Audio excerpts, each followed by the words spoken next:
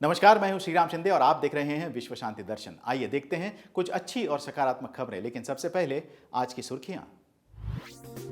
पृथ्वी ने तोड़ा record, highway पर होंगे साउंड बैरियर्स, 2 और हेलीकॉप्टर मंगल पर, इमारत से गुजरती है ट्रेन, फुटबॉल का अनोखा अनुभव। पृथ्वी ने फिर से तोड़ा सबसे छोटे दिन का रिकॉर्ड। 29 जुलाई 2022 पृथ्वी के इतिहास का सबसे छोटा दिन था। पृथ्वी अपनी सामान्य गति से अधिक तेजी से घूम रही है। 29 जुलाई 2022 को पृथ्वी ने सबसे छोटे दिन के लिए अपना ही रिकॉर्ड तोड़ दिया। इसने अपने मानक 24 घंटे के रोटेशन को लगभग 1.59 मिलीसेकंड कम समय में पूरा किया। अनुमान किया जा रहा है कि पृथ्वी अपनी गति को बढ़ा रही है। पृथ्वी के घूमने की बढ़ती गति का कारण ज्ञात नहीं है। वैज्ञानिकों का मानना है कि यह महासागरों, ज्वार या यहाँ तक कि जलवायु में परिवर्तन की प्रक्रियाओं के कारण हो रहा है। वास्तव में कुछ वैज्ञानिक यह भी अनुमान लगाते हैं कि संभावित कारणों में से एक पृथ्वी के भौगोलिक ध्रुवों की गति से संबंधित हो सकता है, जिसे शैंडलर वॉबल के रूप में जाना जाता है। नवी मुंबई के महामार्गों पर दिन रात चलने वाले वाहनों की आवाज को रोकने के लिए अब अत्याधुनिक साउंड बैरियर्स लगाए जाएंगे। वाशी से शुरू होगा यह प्रकल्प। दुनिया भर में राष्ट्रीय महामार्गों पर दौड़ने वाली गाड़ियों के आवाज से होने वाले प्रदूषण को कम करने के लिए ऐसे रास्तों के दोनों तरफ साउंड बैरियर लगाए जाते हैं। ऐसी ही एक अवधारणा अब नवी मुंबई के वाशी में सायन पनवेल महामार्ग पर लगाने की राज्य सरकार की योजना है। नवी मुंबई नगर निगम ने साउंड बैरियर लगाने के लिए वर्क ऑर्डर जारी कर दिया है। खासकर इस सड़क को चौड़ा किए जाने के बाद से इलाके के निवासी लंबे समय से इसकी मांग कर रहे थे। राजमार्ग के बगल में रहने वाले लोगों को दिन रात शोर का सामना करना पड़ता है। रात में इस शोर का स्तर हाईवे से गुजरने वाले भारी वाहनों, ट्रकों और ट्रेलरों के कारण काफी हद तक बढ़ जाता है। ध्वनिक दीवार को ध्वनि अवरोधक के रूप में इस मार्ग के दोनों ओर स्थापित किया जाएगा। यह काम नवंबर 2022 तक पूरा होने की उम्मीद है। मंगल ग्रह पर नासा द्वारा 2 और हेलीकॉप्टर भेजे जाएंगे।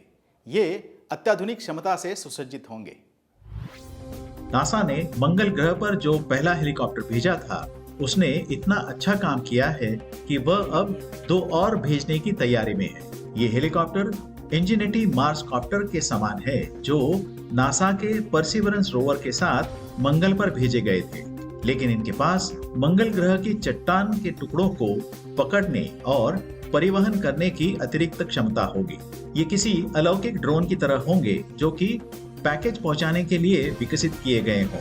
यह मंगल ग्रह पर नासा के अगले महान मिशन की एक प्रमुख पुनर्रचना का हिस्सा है, जो कि अत्याधुनिक प्रयोगशाला उपकरणों का उपयोग करके वैज्ञानिकों द्वारा करीबी परीक्षा के लिए यूरोपीय अंतरिक्ष एजेंसी के साथ मिलकर मंगल ग्रह की चट्टानों को पृथ्वी पर वापस लाने के लिए है, जो अंतरिक्ष यान में आ नहीं सकते।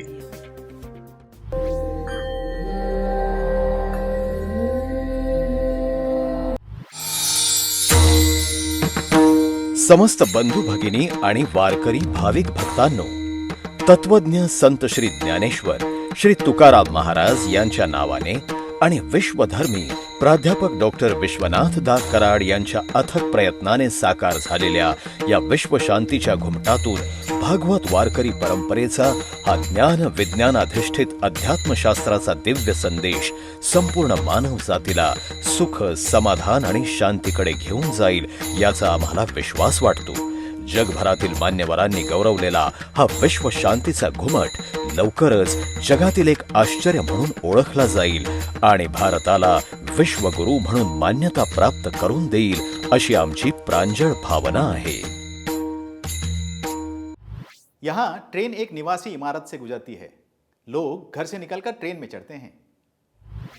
चीन में एक हल्की रेलवे ट्रेन, जिसे चोंगपिंग रेल ट्रांजिट नंबर 2 कहा जाता है, सचमुच शहर में एक आवासीय इमारत के अंदर से यात्रा करती है। यह विशेष रेलवे स्टेशन दक्षिण पश्चिम चीन के चोंगपिंग में एक 19 मंजिली आवासीय इमारत की 6ठी से 8वीं मंजिल के बीच बनाया गया है। आवासीय टावर में इस ट्रेन के मार्ग का विचार चोंगपिंग में गगनचुंबी इमारतों की बढ़ती संख्या के कारण आया है। स्टेशन के डिजाइनर ली डिये तियानी ने बताया कि इस इमारत की सहायक संरचना रेल के खंभों से लगभग 20 सेंटीमीटर दूर है, इसलिए इमारत को ट्रेन से आने वाले कंपनों की तीव्रता का एहसास नहीं होता। यह ट्रेन केवल 75 डेसिबल ध्वनि उत्पन्न करती है क्योंकि वह रबर के टायरों पर चलती है, जिससे वह दुनिया की सबसे शांत रेल लाइन में से एक बताई जाती है। एक वायरल वीडियो में मां और बेटा एक फुटबॉल प्रतियोगिता का आनंद उठाते हुए देखे जा रहे हैं।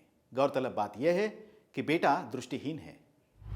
फुटबॉल प्रतियोगिताओं का आनंद हर कोई उठाता है, लेकिन उनका क्या जो दृष्टिहीन है और खेल को देख नहीं सकते।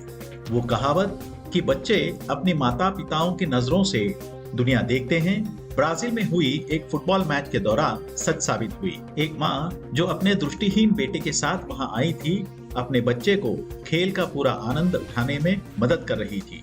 अपने दृष्टिबाधित बेटे से बात करते हुए उसने पहले फुटबॉल स्टेडियम के माहौल का वर्णन किया, फिर जैसे पूरे खेल का प्रत्यक्ष वर्णन करती रही। वो बच्चा खेल के इस वर्णन का पूरा आनंद उठाते हुए उत्कंठा के क्षणों में रोमांचित होता, उछलता कूदता देखा गया। इस खूबसूरत घटना के वीडियो को समाज माध्यमों की मदद से पूरी दुनिया ने देखा और इस मां की खूब सराहना हो रही है।